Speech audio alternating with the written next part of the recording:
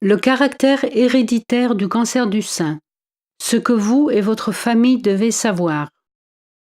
Si vous êtes très jeune lorsque votre cancer du sein se déclare, il est important de faire des recherches pour vérifier le caractère héréditaire de votre état. Votre docteur en parlera avec vous et vous redirigera vers un de ses confrères généticiens. Si vous avez plusieurs cas de cancer du sein dans votre famille, vous pouvez, en accord avec votre docteur, rentrer en contact avec une polyclinique dans son département de clinique génétique. Pourquoi ? Parfois, le cancer du sein est héréditaire. Il existe une anomalie, une mutation génétique dans votre ADN. Un gène est une part de matière héréditaire contenant les prédispositions pour une caractéristique spécifique.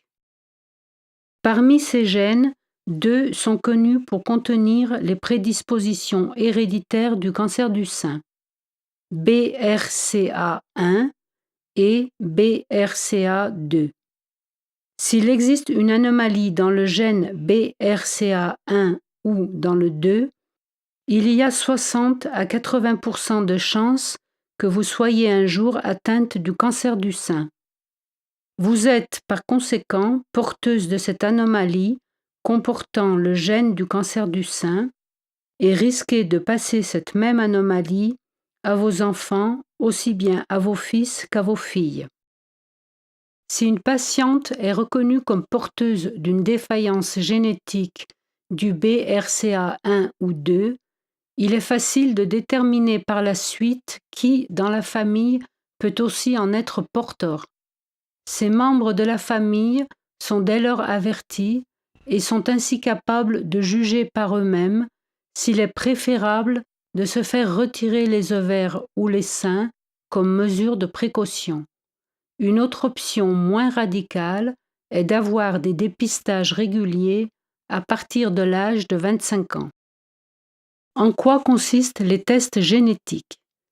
Les tests génétiques se composent d'analyses d'ADN et de recherches sur la famille. Concernant cette dernière, une enquête est mise en place pour déterminer quels membres de la famille ont été susceptibles d'avoir développé un cancer du sein ou toute autre forme de cancer. Cette information est une raison suffisamment valable pour lancer des analyses d'ADN.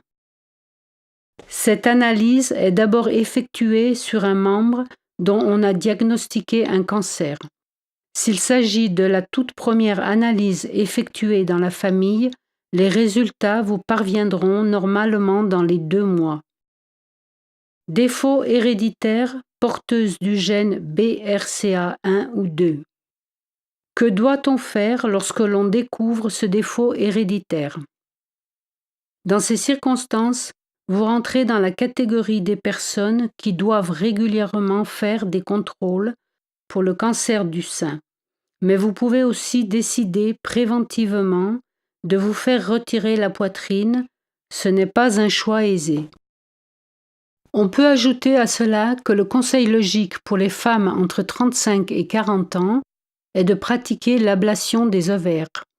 Il est aussi possible de se faire retirer les ovules afin de les préserver en bon état avant l'opération, en vue d'une procréation médicalement assistée, fécondation in vitro.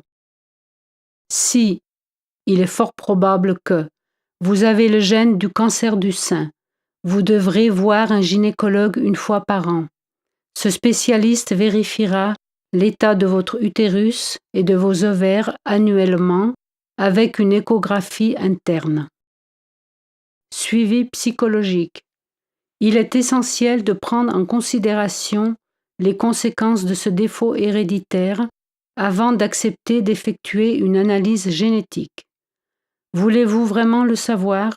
Une fois que vous en serez informé, il faudra prendre des décisions parfois difficiles.